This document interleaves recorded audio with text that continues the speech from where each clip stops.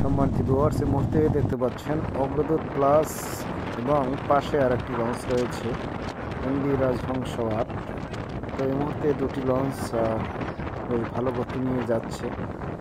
তো রাজহংস ৮ বেশ ভালো গতিতে রয়েছে, অগ্রদূত প্লাসকে সম্ভবত ওভারটেক করবে। তো দেখা যাক কি হয়।